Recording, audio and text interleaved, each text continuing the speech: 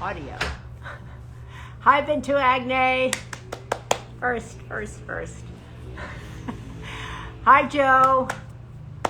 Good afternoon on this Monday in October. I'm super excited to be here today. I saw my brother already requesting to come on. I'm going to make him wait a minute because I want to introduce all of you to Mark Shriver. And I wanted to start off the week talking to my brother, Mark. He's my younger brother and one of my younger brothers. I have 3 younger brothers. And he's doing such great work. And I wanted to introduce you to his work and to him. Many of you may already know him because he's written 2 great best-selling books that you can still get. One is called, his first one, it's called A Good Man, and it's a book he wrote about our father. And it says, Rediscovering My Father, Sergeant Shriver, by Mark Shriver. And this book he wrote is called Pilgrimage, My Search for the Real Pope Francis. And it's really his search for his faith and about Pope Francis, who I talk about a lot too. And Mark also runs the Domestic Save the Children programs. He does a lot on early education. He's also organizing Catholics for Biden. So there's so much to talk to him about. And, somebody's saying A Good Man is such a good book. Yes, that's great news. Okay, I'm going to now request in for Mark Shriver. But I thought it would be interesting to talk to Mark about what he's hearing out there as he's going across the country. There's Mark. Hey, how are you, Maria? Good, how are you? Can I see you? You look okay? A little dark in there. Are you there? Can you see me, Mark? I hope you can see me. I hope you can hear me. Can you Sorry see me? about that. Okay, can you hear me? Great. I just listened to you. Take this we can't off hear of you, here. Mark. Please get somebody hold in on. your house who's like 16 who help you with your internet. You mean like Emma? Hi. There, like Emma. Emma is Mark's daughter, and we need her to help you with your internet. Can she do that? I think we're on now. Are we better? Okay, we're a little bit better. You steady the camera so everybody can see your beautiful face. Put it there. Thank you. I got my IT consultant Emma's here. How are you doing? Okay, Mark needs to speak up a little bit because people can't really hear Mark that much. But Mark, I'm just going to start going. I talked about both of these books that you wrote, which are so terrific, which are still available on Amazon. But you have been going around the country with Jen Gardner the last couple of weeks talking about early education and why it's such an important political issue. What have you been hearing as you go out in the country? It's been an incredible experience, this virtual bus tour. Can you hear me okay? A little bit, yeah. Oh my gosh. Well, I don't know what happened here.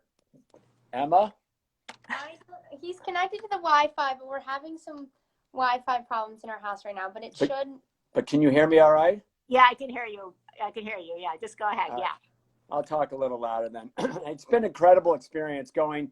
We've been in 12 states, listening to all women, honestly, because as you know, the early childhood education industry, the childcare industry is in the high 90s as far as employees are all women, and 40% are women of color. Black and brown women, and they're paid really unbelievably low wages. And it's an incredibly important industry, as we found out during COVID, because it's really the backbone for our economy. Right. When people want to go to work, whether they're men or women, if they want to put their kids in high quality early education settings, just like Jeannie and I did. And it's so important that business is up and running. And it's not, because so many of these businesses are on such thin margins, Maria, that they have to be subsidized by the federal government because most of the employees are paid really, $8 or $9 an hour, $10 an hour. So they're living in poverty and the government doesn't place a priority on them. We spend billions of dollars K through 12, but we don't spend it in the first 5 years of life when over 90% of brain growth happens. So it's a huge lost opportunity, huge. And so I know you've been, as Mark runs the Save the Children programs here in the United States, and that is about trying to get Democrats and Republicans all across this country to invest in early childhood education. So he's been traveling around. Also, they do a lot of work down at the border. They've done all of that. And so, but during COVID, when so many people lost their jobs, or then when people had to go back to work from home and they had no childcare, what are these women telling you? Are they saying, I feel invisible, I feel nobody cares about me? What are they telling you? It's a great question. One lady said that when she taught in first grade, she was a first grade teacher. And then when she went and worked with children that were, birthed through the age of 5, she was a child care worker. And she said she felt degraded because she went from being a teacher, which is a, respected position, to a worker. And really what she said is, I'm a brain architect. Oh, I love that. I'm a brain architect. Your kids' brains are 90% its growth in the first 5 years of life. And yet as a society, we think of me as a worker, when really I'm forming with you, your mother and your father, forming your kid's brain. I'm a brain architect, Mr. Shriver. And I love that. That's so wonderful to think of. I think language is so important. I have been writing lately about how we need a new language to talk to each other, because all of these buzzwords get us all in trouble and they divide. Yes. I know, Mark, kind of on the side, you've also been doing a lot of work for Biden. You've been co-chairing Catholics for Biden, working. I get an email from you about every hour to tweet this or share this or do that. What are you finding kind of amongst people of faith? Because I know it's not, even though you're chairing Catholics for Biden, you're also working across all various faiths.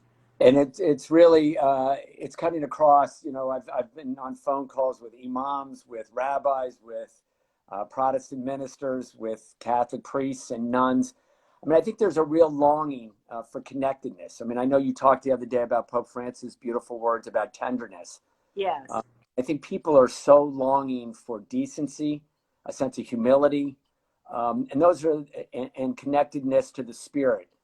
And so many of our great religious traditions really are talking about that, the common good. For Jews, it's tikkun olam, to repair the world. For Muslims, it's Islah. For Christians, for Catholics, it's about feeding the hungry, clothing the naked, sheltering the homeless, which is really right out of the book of Isaiah as well. So you see all these great religious traditions, and people are longing for that connectiveness to help their neighbor. And their neighbor they see as not just their physical next door neighbor, but obviously the greater good. So I think I'm really excited about that. The women that I talk to in childcare facilities and in Head Start and early Head Start programs, they want to be heard. They're out there struggling, and they don't feel like political leaders are listening to them because they're women and they're poor. And it's exhilarating, the work that they're doing. It's depressing that they feel so disjointed from the community. But that's what makes politics, I think, such a great profession, because you hear those stories and you get to meet Donna in Denver, who's a first generation college grad who went to Colorado State University and had that brain architect line. There's just so much longing out there across people of all faiths to make this country both good and great again. So let's talk a little bit about that, because I always try to maintain that we're not as divided as people, as the media, and I'm in the media, tell us that we are, and that it's oftentimes that what gets on the media is all the division and the rage and the anger. But people kind of fundamentally want the same things. As you said, they have a longing for decency. They want their kids to go to a good school. They want to be seen and recognized. Do you see rage and anger out there, or do you see a desire for us to come together? When I travel around the country, talking to legislators, mostly in Republican states and Republican governors, they understand the importance of early childhood education. They want to work for the common good. There's different perspectives on what the role of government is or should be. Yeah. And the people that I've talked to on this bus tour and in religious traditions for the Biden campaign, I think are all longing for the things that you talked about: a safe community, about criminal justice reform. They talk about, making sure that Black lives do matter. Yeah. And they really, I think most Americans are really good, and I think they want to do the right thing. I think there is a segment of the society that, has this racism and this anger. And I think the overwhelming majority of folks, want to do the right thing, that want to make this a better country, that don't want to blow it up, want it to move faster. Yeah. And do more. So you're working kind of for Save the Children and early childhood education, and so many kids out of school now, and you're working to make sure that they get their food, get their meals. You're doing all of that. And then when you finish that job, you're a full-time dad too, I want to say that, and a husband. And then you're working for Biden-Harris kind of on the phone and virtual fundraisers and speaking to people and trying to get out the vote. Does it feel like energizing, great, or do you feel like, oh my God, I'm doing too much, it's too much, I'm like stressed out and anxious? No, I get a little stressed out. I think everybody does right now, right? When I talked to you on the pre-call, I got a little stressed out because you thought it was. No, I try to talk to you from a very calm place. Well, I know, but we both thought we were on in 2 minutes as compared to in 30 minutes. But oh yeah, that's true. No, it's all, look, I think everybody's under a lot of stress now because of COVID, right? Yeah, right. People are stressed about the election, whether you're a Democrat or Republican. There's uncertainty here. There's uncertainty in the economy. But I love listening to the stories of childcare teachers, of hearing from them. I love working with, the Republican head of the head of the Republican Party in Kentucky is a state senator, Robert Stivers, who's been my friend for 14 years. And he brought hand sanitizer down to our programs in Eastern Kentucky, and food. He's a good guy, and he really cares about it. He's a Republican, I'm a Democrat, but he's trying to make sure that those communities are safe and that COVID doesn't spread. So I get energized by Robert Stivers. I get energized by Dawn A. in Denver, as a first generation, by Amy up in Maine, who, had a kid and got her GED by putting her kid in childcare, and then getting her GED and then her AA, and then now she's a nurse and a first responder. So I get excited. I get sad at times, just because there's so much going on and there's so much uncertainty, and our kids are feeling it, as I'm sure your children are, right? Right, exactly, yeah. But it's energizing. But I think you're excited. I think what's really great is that people say to themselves, like, what can I do? Or I'm already working. And I think what Mark is saying is, like, he's got a full-time job, right? And yet he's finding at night, because really of COVID, because of this boom in virtual connections and Zooms, and you did a virtual bus tour, that probably wouldn't have been possible a couple months ago. And you're doing this kind of out of your basement or in your kind of man cave there, I think, where you are, or whatever that is behind you. It's Tommy's room. I got promoted from the basement. Oh, okay. To the upstairs. But you're kind of meeting people virtually that one would have met 4 years ago on the campaign trail. Yeah, and we got to go to Jennifer Gardner and I got to go to 14 states when we really would have done a bus tour in, Wisconsin, and gone to a couple of sites in Wisconsin. So it's been great in that regard. And I think, look, politics, regardless of where you are on the political agenda, anybody can make a commitment and a difference. Mm-hmm. You can make phone calls, you can send texts, you can send a note out to your friends telling them to vote. In my case, obviously, I did it multiple times on Joe Biden because I think he's a decent man with a great sense of humility, a commitment to the common good. He's talked about, preferential option for the poor, which comes right out of the Jesuit teaching, and I think he's just got that lifelong commitment to the common good. So I'm trying to make, I'm going to go door knocking in Pennsylvania this weekend with Jeannie and with Emma, our 15-year-old. We're going to be socially distant from everybody, but we're going to drop literature. So I hope people get engaged, because the more people that are engaged in a democracy, Maria, the healthier the democracy is going to be. And finally, Mark, you wrote a piece, an op-ed, I think about 2 weeks ago, about Biden. And I just want to end with that, because you said you heard a lot from people about how you described him and the story you told about him. And I thought you could end by sharing that and what struck you about people's response to what you wrote. Well, about him in the sense that, I mentioned that he had come to Mommy's funeral and didn't announce it, didn't, slipped in the side door, didn't talk to the press afterwards. He eulogized Dad, but what really struck me are these smaller gestures he made to, a friend of ours whose kid has developmental disabilities, and I introduced him for just a second to the young man, and he spent 5 minutes in a packed, reception focused on that kid. That young man, and called the father and mother later that night at like 11 o'clock at night and said, "You're doing a great job with your son." And it's these small gestures, I think, that make a big difference, that resonate with people.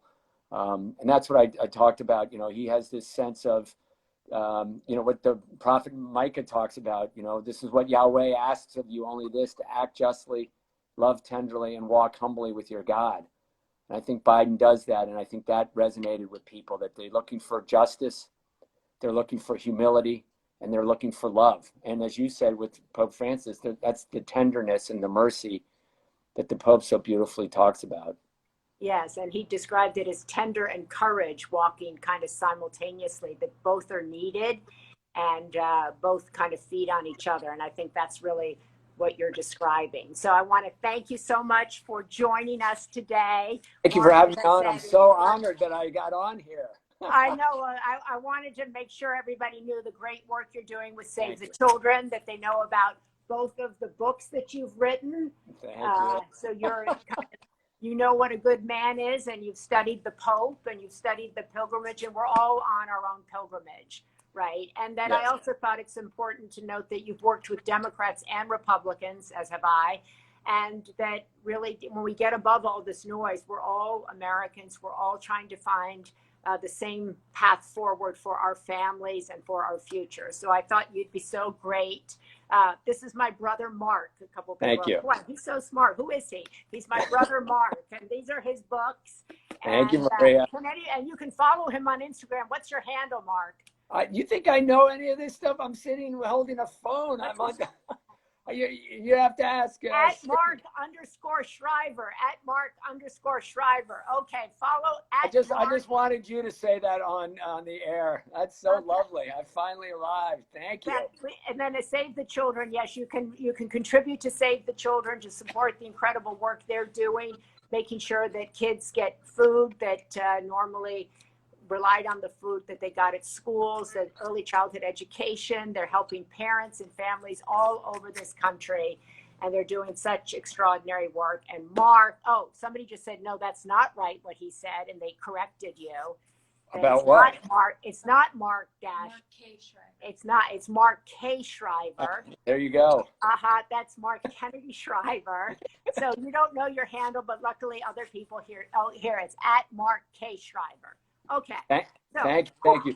That food issue, Maria, is a huge issue still in this country. That kids, 30 million kids are relying on food breakfast program and lunch program and aren't getting those meals now. So we had a great partnership, as you know, with Share Our Strength. Billy Shore does wonderful work there, and we're feeding hundreds of thousands of kids now that aren't getting those meals at school. So anyways, I don't want to end on. If anybody wants to help you with that, Mark, where do they go? To Save the Children? Save the Children, yep. Save the Children website, savethechildren.com, and they'll get that information. It's a huge issue. The right address for Save the Children? Savethechildren.org. Did I say .com? Okay, good. Savethechildren.org. Okay, I know I was going to be harassed this much. I love you, Marky. Thanks a million. Okay, bye-bye. Lots of love. Bye-bye. So that is my brother, Mark Shriver. And he has worked down at the border. Somebody just asked me that. He is working on early childhood education programs, working on bringing school lunches to kids who aren't in school, working in every section of this country with Democrats and Republicans. And yes, he is also doing work for the Biden-Harris campaign. So I just wanted you all to meet him, to maybe if you're so inclined to follow him and to know what he's doing, www.savethechildren.org. Thank you so much, Rafi Samo, for sharing that and their incredible work at Save the Children. He's been there for, somebody says, so sorry, I cannot keep your family straight. That's okay, I can't either. And then someone says, your hair looks amazing. Let's discuss that. I actually washed it today. So anyway, Mark K. Shriver.